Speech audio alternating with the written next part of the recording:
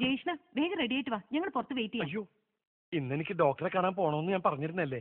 അന്ന് ഞാൻ ചോദിച്ചപ്പോ എങ്ങും പോകാനില്ലെന്ന് പറഞ്ഞോണ്ടല്ലേ ഞാൻ ഇത് ഫിക്സ് ചെയ്തത്. അയ്യോ, അത് ഞാൻ മറന്നു. ഒരു കാര്യം ചെയ്യാം, ഡോക്ടറെ കാണാൻ ഞങ്ങളും വരാം, എന്നിട്ട് അതുവഴി പോവാം. അയ്യോ, അത് പറ്റില്ല.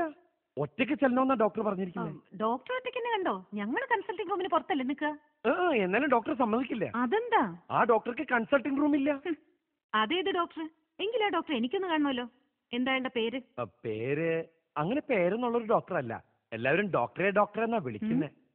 ജയേഷ്ണം പറയുന്ന മുഴുവൻ കള്ളവാ. സത്യം പറ, എവിടേക്കാ പോണേ? ഒരു ഫ്രണ്ടിനെ കാണാൻ. ഫ്രണ്ടിനെ കാണാൻ പോണേന് എന്തിനാ വിളിക്കണേ? ഈ ഫ്രണ്ട് ഒരു പെണ്ണാ.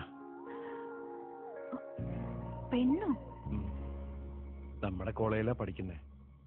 ഇടയ്ക്കിടയ്ക്ക് എന്റെ ഫോണിൽ വരുന്ന കോള് ആ കുട്ടിയുടെ. ഇന്ന് കാണാന്നാ പറഞ്ഞിരിക്കുന്നേ. നിങ്ങൾ തമ്മിൽ എന്താ പ്രേമ? എനിക്കിഷ്ടാ. ആ കുട്ടിക്കോ?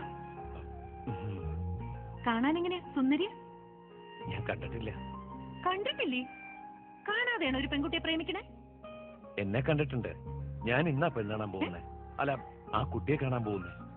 കാണുമ്പോ ഇനി സുന്ദരി അല്ലെങ്കിലോ? എന്നാലും എനിക്കിഷ്ടം. ഒട്ടും ഭംഗിയില്ലെങ്കിലും ഇഷ്ടാവും.